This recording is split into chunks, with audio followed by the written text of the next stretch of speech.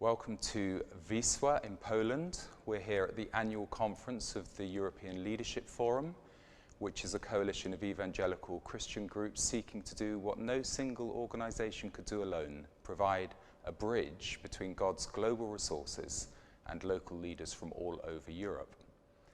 I'm joined by Nola Leach, Chief Executive of CARE, Christian Action Research and Education, one of Europe's leading Christian charities, which provides resources and helps bring Christians insight and experience to matters of public policy and practical caring initiatives. CARE undertakes a variety of social caring and educational programs and research and is represented in the UK Parliaments and Assemblies, at the EU in Brussels and at the UN in Geneva and New York. As head of public affairs of the public affairs team, Nola leads campaigns on topics such as human trafficking, internet pornography, and the value of human life from its beginning to natural end. She has overseen the publication of Living Free, a sequel to the CARE book Searching for Intimacy, a resource designed to help those trapped in the net of internet pornography. She is increasingly in demand as both a writer and public speaker. She has penned numerous articles and regularly appears in the media. Nola is also co-leader of the European Politics and Society Network at this conference. Nola, welcome to the studio. We're just in one of the rooms of the conference centre, but it's great to be together. You're very involved in media. Could you give us an overview of how you see the growing influence of media in our culture? Yes, I think there's been a growing, almost an explosion in the influence of on culture of the media in recent years, in a number of ways. I think in positive ways, in that articles, programs enable people to have more information, to think through issues and to form judgments. But I think there is a negative side as well, which is that increasingly people form their opinions by what they read in the press and what they see on television. And very much the converse to what I've said about helping people think, the soundbite, the not really thinking deeply about things, has been an incredible influence, as has, if we look at soaps and the influence of storylines, very much from people who have an agenda that is influencing, perhaps in a negative way, a rather flippant view of the value of life and big issues. Yeah, it's very easy to parochialise this and just look at the UK soaps as case examples. Yes, it is. But we also have the new media that's emerged.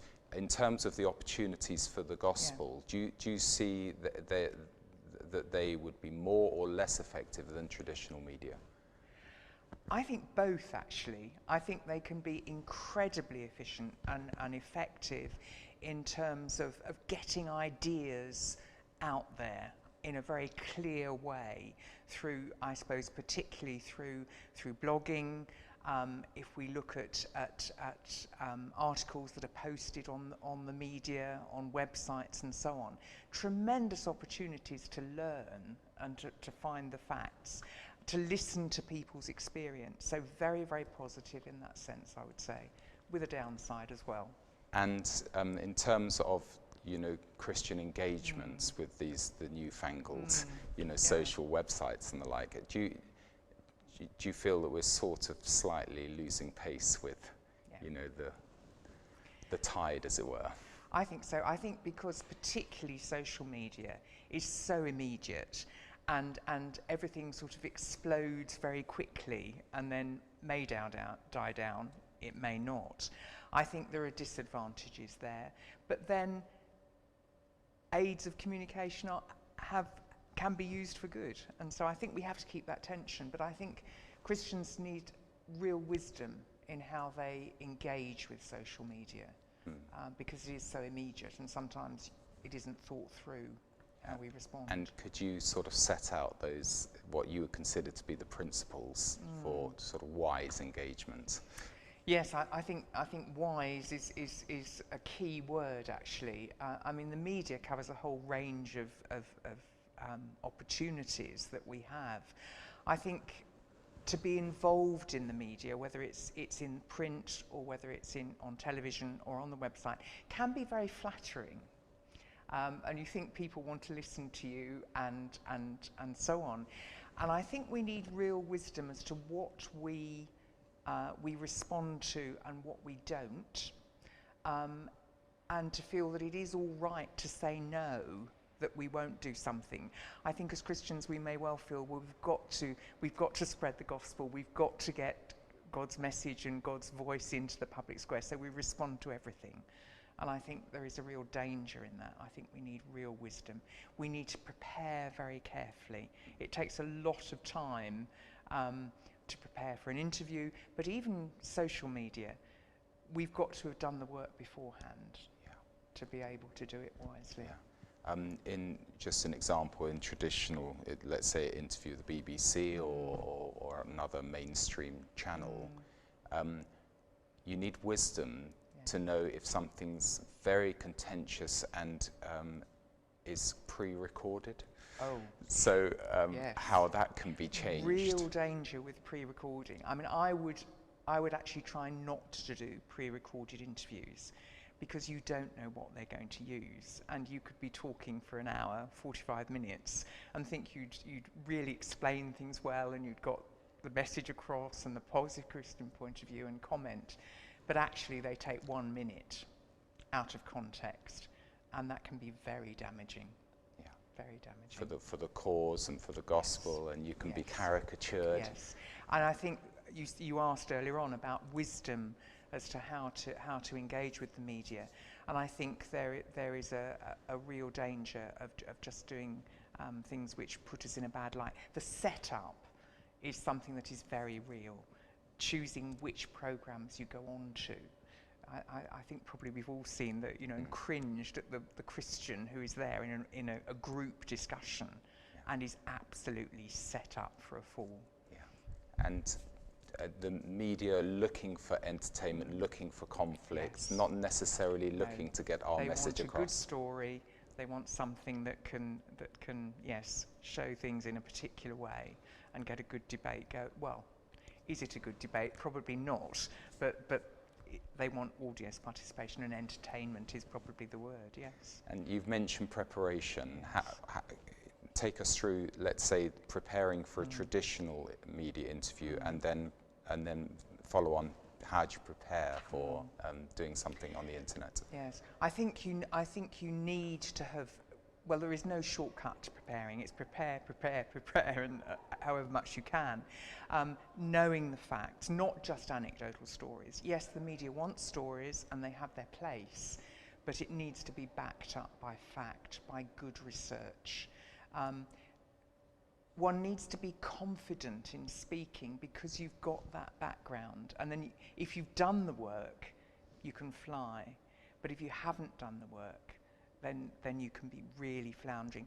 You've got to be able to turn the interview with good, solid evidence, even if they're pushing another point of view. You can then make the point, well, yes, you may be saying that, it's not, but actually, and then go into the, and I think that's something which is a real skill. Training, regular training. If you've been doing media interviews for a long time, you might think you don't need to, but actually you always need that sharpening up, which is very valuable.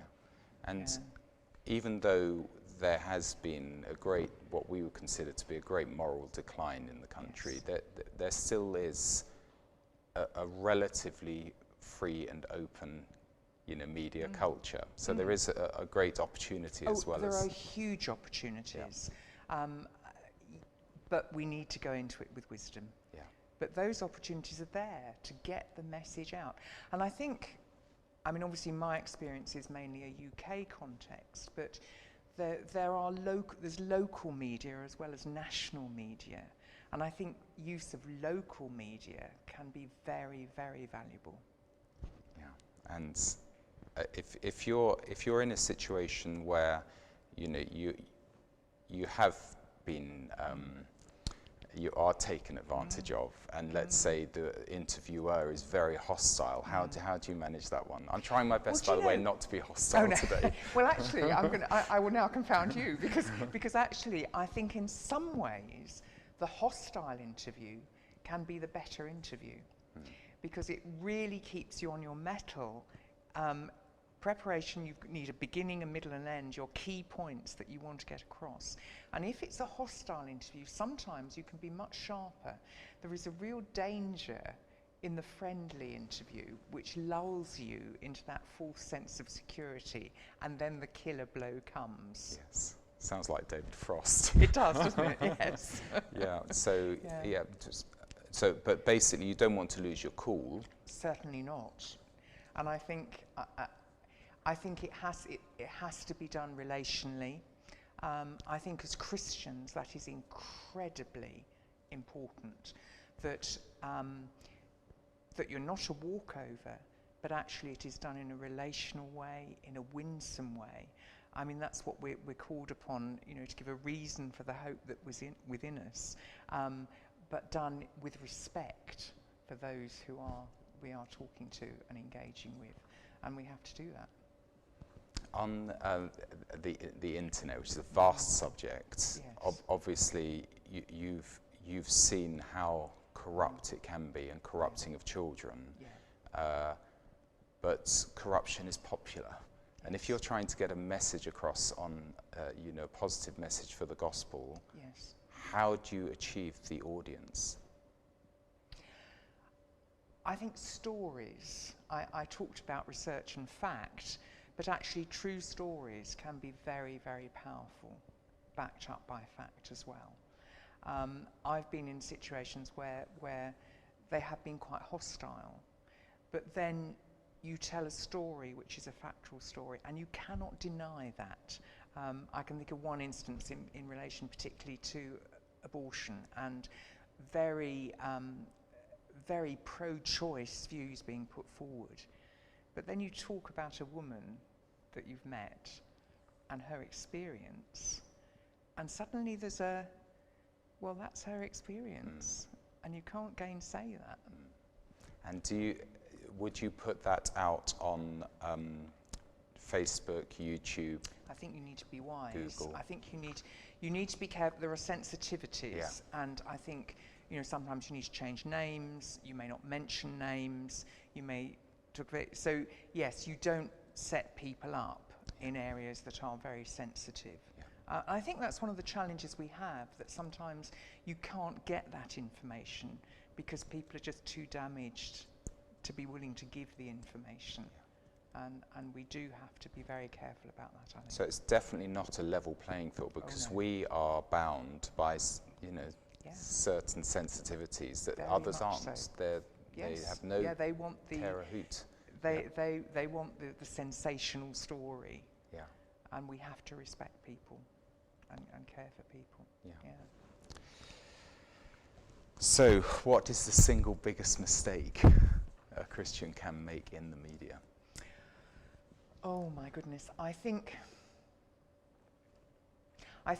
actually, going back to what we've said already, the biggest mistake is not to have done the preparation. The biggest mistake, and feeding into that, part of that preparation will be knowing who the audience is and who else is going to be involved if it's an interview there with you, and to speak, to use the language that is relevant to the audience that you're speaking to, and to really work on that.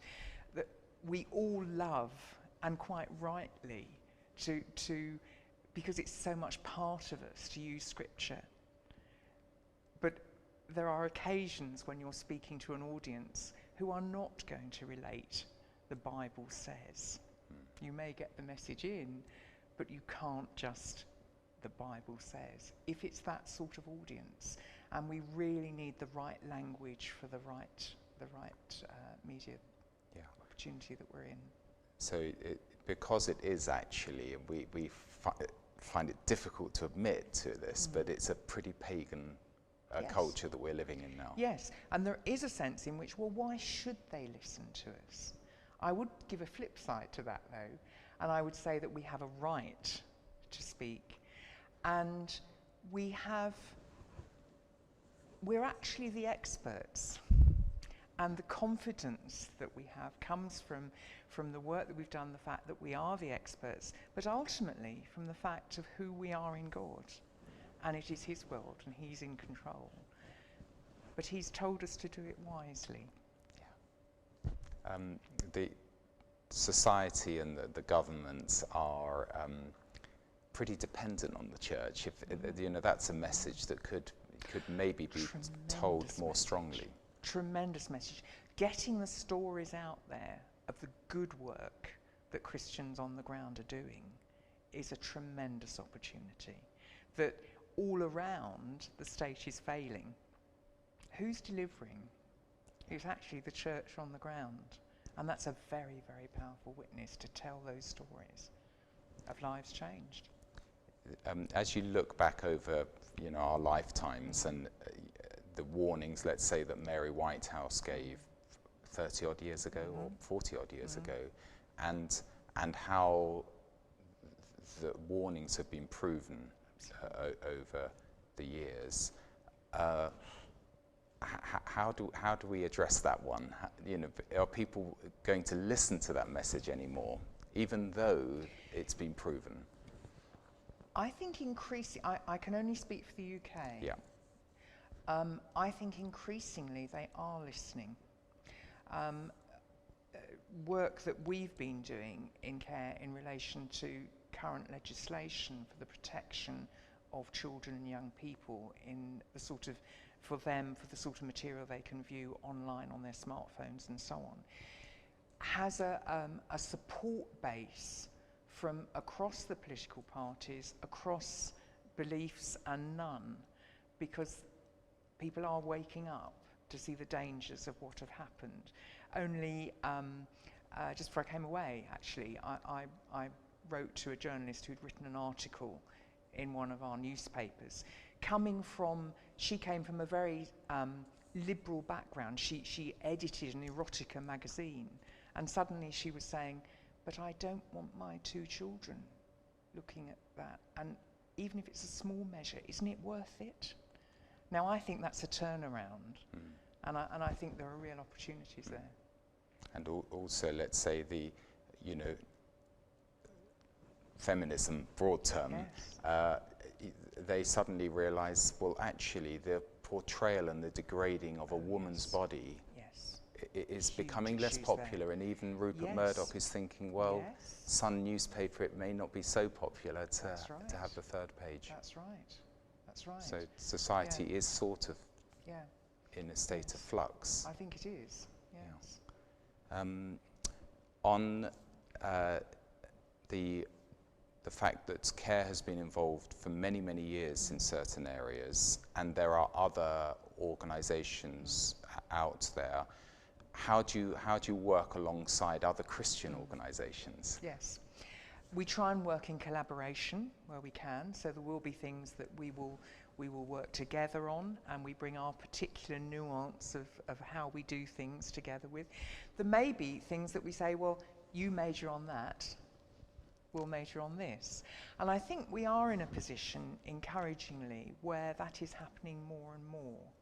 I think the perhaps was a period when there was a lot of empire building and, this is mine and I'm doing, but the work is so big that there is room for everybody, and we're stronger together. And I think there is a great respect between the Christian organisations now of saying, well, let's go in together and do this, and then you have your expertise and we have ours, and we'll take the lead on this and you take the lead on that. So that's encouraging.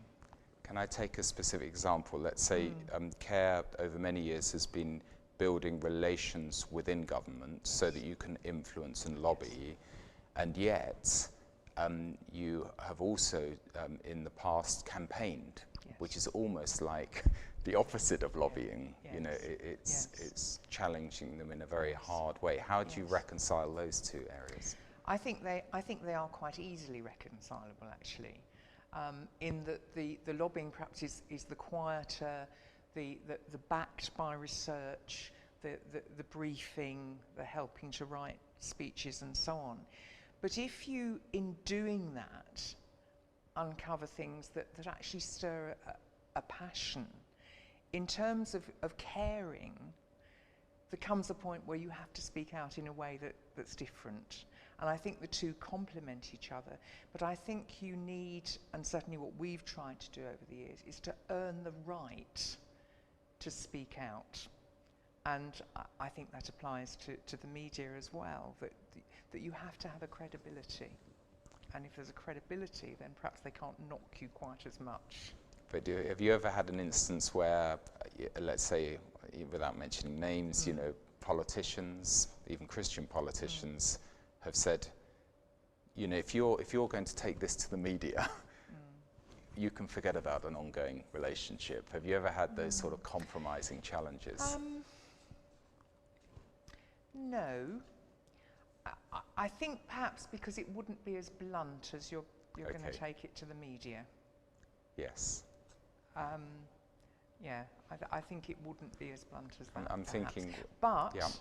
I mean, my Yeah. mind I don't is want to working give a as you're specific. saying that. I don't want to give a specific I don't want to instance. give a specific. But I think it's how you use the media to influence politicians as well, in the sense that they do read the media, because they judge that's another reason why the media is so important, rightly or wrongly, that they judge the mood of the country by what is being said in the media. They listen to it. And if there is a groundswell of a particular view in the media, they are quite likely to go along with that view for good or bad. But I don't think it would be quite as blunt as saying, you know, if you don't do this, we're going to expose you in the media. I can't think of an of an experience where that's happened. Let's say when you get close to an election, you've got three major political parties. I'm sorry again for those that are watching from across Europe. We're talking about the UK. Yes. But one party is taking a line which is closer to what we would consider a Christian moral viewpoints. How do you manage that one? You have to manage it legally. Actually, it is very difficult. But as a charity, you cannot be seen to take the view of a particular party and promote that party.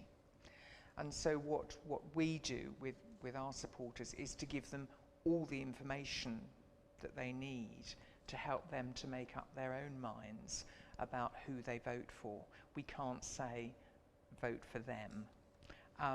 But it is a challenge, because it does happen that there are parties who are nearer to you on particular stands. And when you get a situation where all the major parties are against, then do you join something outside the Westminster Village and try and create a grassroots fight back, or do you? I mean, that is not our job to do. Okay. But our job, I think, and what we're called to do, is to give as much information as we can to our supporters to help them make that judgment themselves. And as Christians, we are called to work for the good of our society and where we are. And that information helps inform that. And of course, we also need to remember, I mean, it's not quite as simple as saying that a political party espouses everything that we believe in, because there will be things in every party that doesn't quite go with what we think. And similarly, there will be situations where locally, one of our supporters might take the view that actually, well, this MP is actually a good MP for where I'm living, and they are working for the good of their constituents. And so there are all those sorts of factors that come into play. And I think we would urge our supporters, well, we always do, to get to know that Member of Parliament, local councillor, whatever, to build that relationship with them so that they can be salt and light in that environment as well. You mentioned earlier, I can't remember whether it was before the interview, that you give a weekly briefing basically to local church leaders Yes. across the country. Yes, and that came as a result of what we were hearing from church leaders. They were saying to us, we want to help our congregations to engage with the issues. So what are the key issues? When I talk to my people on a Sunday, what can we be praying for that's really immediate? And so we do just a very short 90-second sort of overview of the week with an item for prayer that's very, very topical, which seems to be helpful. So they're just sitting down with a cup of coffee or whatever, and they can just go onto the website, and it's just very quick. They haven't got to wade through a whole mountain of stuff. So the contact between the central, involvement in central government and also having a connection at the local level is quite a powerful media story. It's a very powerful media story, actually.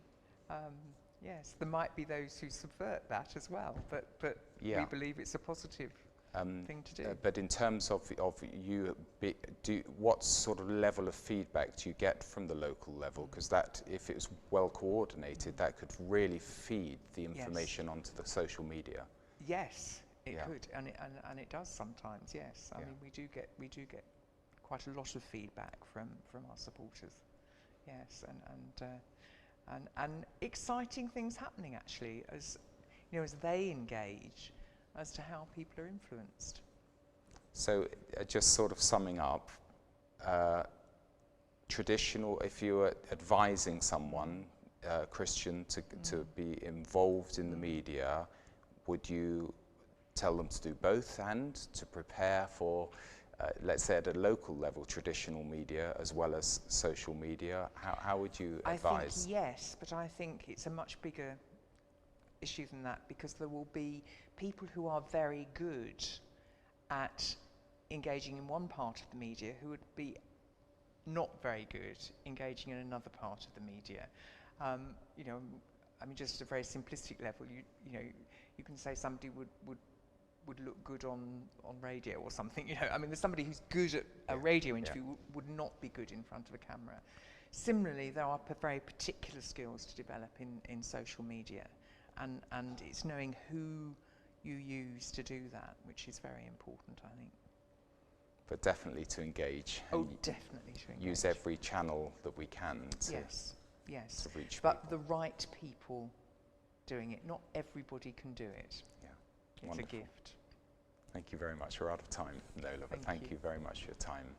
And thank you also to our audience and to the organisers of this conference, the European Leadership Forum, to remind you that you can see answers to these questions on the website, the new websites, FocalOnline, FOCLonline.org. Goodbye.